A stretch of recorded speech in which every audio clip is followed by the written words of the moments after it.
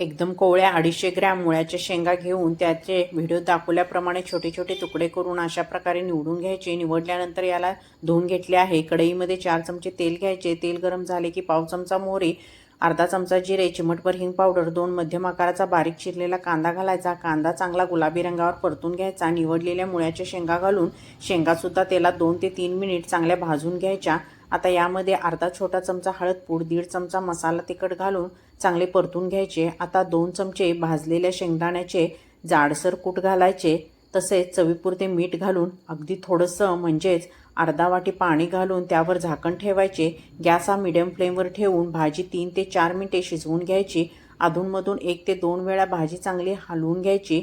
भाजी छान शिजली आहे, गॅस बंद करायचा। पुन्हा यावर झाकण ठेवून 10 मिनिटांनी भाजी सर्व करायची। चपाती, भाकरी, भात यासोबत ही भाजी खूप छान लागते। नक्की करून खा।